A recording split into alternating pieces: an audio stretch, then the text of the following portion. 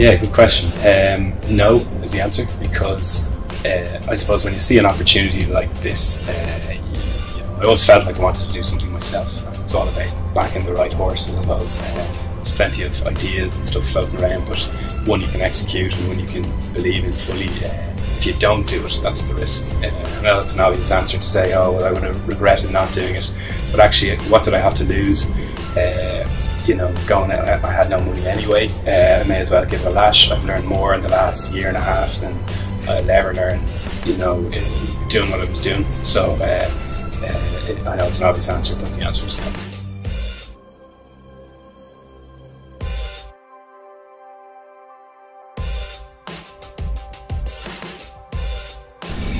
No, again, no, not in the slightest. I suppose the nature of Jobbio is to connect the company directly to the talent themselves. So what we're trying to say to companies is that you're taking your asset and you're giving it to a recruitment agent, and you're almost buying back the answer of someone who wants to work for you anyway. Or you're taking your job opportunity and you're selling it to a job board who are firing lots of stuff at you, and they'll charge you at every turn. And I suppose if we allow recruitment agencies on that, we put up a middleman again. That's not what we're trying to do. We're trying to say this is a very easy way to build yourself a beautiful bio, a CV, a multimedia CV, and apply to the company you want to work for. They're going to have a live version of you at all times. You're going to begin to get their job updates into your hand, so you're creating your own personalised job board in your hand, essentially. And some recruitment agents have actually tried to put themselves up, and we've had to take them down because it's just the nature of what we do, and we'll stand by that.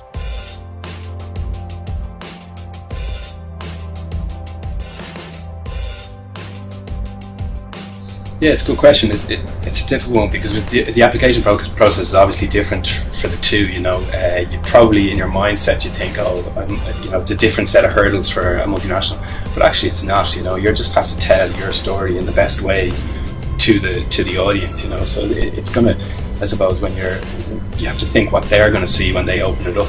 Now, I suppose in the past it was a piece of paper coming into an email, and where does that go, and is it lost? And there's a bit of clarity around that or lack of clarity around that for the talent. And in a multinational, it's a big form you might have to fill out, and of course it goes to the same place. It gets emailed to someone in HR or in whatever department, and they have to make a call on your CV.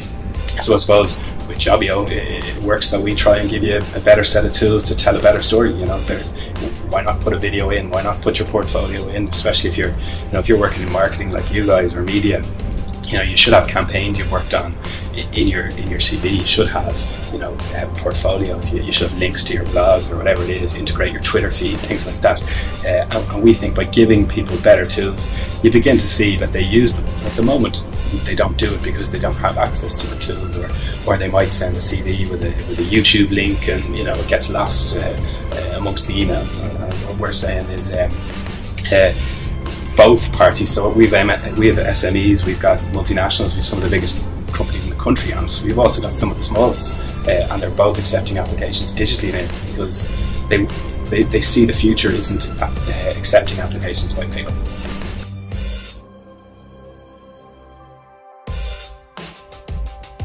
If I'm honest, at the start I thought it was going to be a young person's game, generally due to the fact that it's online. The perception that it's going to be, guys who are 20 now were 10 when Facebook was invented. So they almost, you expect that they'll expect digital answers. They're not going to be sending paper CVs into emails. However, we found very quickly that actually the brands drive the talent. So it's the same reason why anybody's on a job board. Actually, the only reason is because there's jobs on it. So as we begin to pick up brands, we begin to pick up the talent that want to work for that brand. So I suppose when we have law firms, we're some of the biggest law firms in the country, and of course we have lawyers on using Jobbio because they've got, they want to apply digitally as well. Now, if they want to be as creative as maybe someone looking for a post-production job, but so it actually doesn't really matter what industry you're in. We found very quickly that you know, the restaurants have the exact same problems as the multinationals. People don't know where they hire, you know, which job board, which recruitment agent. Do I send my CV into the black hole on their website, or you know, they don't know which, you know, they literally have no idea where they hire. So restaurants is the same as major multinationals, and so at the moment we haven't found an industry we don't work in, but I'm sure we will, but at the moment we haven't, and we have everything from you know, the coffee shops up, as I said, up to, you know, the biggest corporations in the country.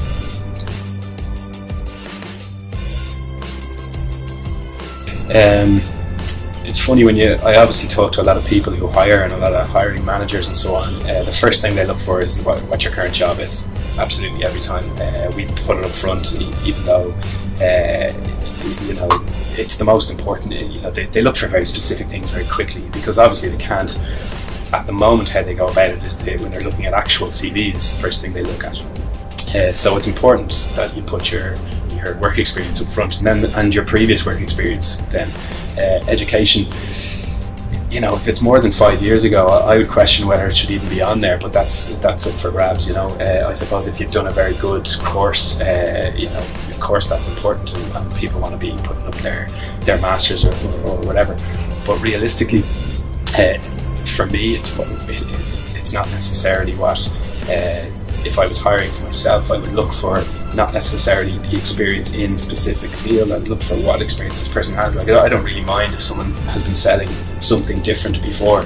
If I'm hiring a salesperson, I want someone who can sell, you know, which is maybe different to how other people think. But it's, you know, people in property or people in media, they often look for some form of previous media or property or whatever.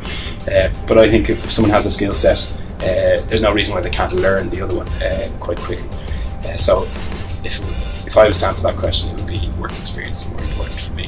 It doesn't matter what you've done, but just if you have the skill sets to do it.